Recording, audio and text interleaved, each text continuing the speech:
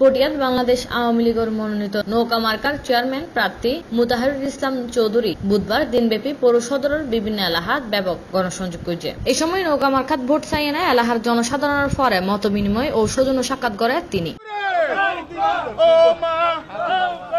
গণসংযোগ শেষে চেয়ারম্যান প্রার্থী মুতাহারুল ইসলাম চৌধুরী C+ শিবির হয়।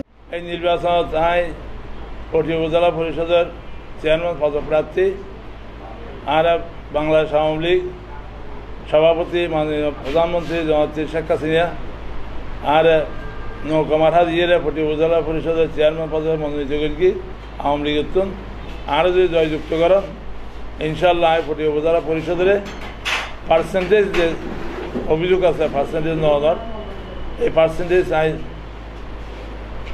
নিষেধ করিম পার্সেন্টেজ মুক্ত করিম এবং পটিয়া উপজেলা পরিষদ দুর্নীতি মুক্ত করিম। তো যা হোক জনগণের যে উন্নয়ন আর এমপি তিনবারের এবং হই আলহাজ শামসুল চৌধুরী যে 2000 কোটি উন্নয়ন করি এই দ্বারা বাড়িতে রক্ষা করিয়ে দেয় যেহেতু হইবাই আরও বেশি করে উন্নয়ন করিব উন্নয়নের বেগবান ত্বরান্বিত হইব। এই আনার অবশ্য উপজেলা পরিষদের চেয়ারম্যান দলীয়ভাবে এবং ওর বিশ্বস্ত কমিশন অবশ্যই প্রয়োজন রয়েছে যেহেতু তিনি হইবে গিয়ে গই আগের মতন সমাধান সম্ভব হইত না। সুতরাং উপজেলা পরিষদের চেয়ারম্যান পত্তন চেয়ারম্যান অবশ্য দলীয় তিনি বিশ্বস্ত অতীব প্রয়োজন।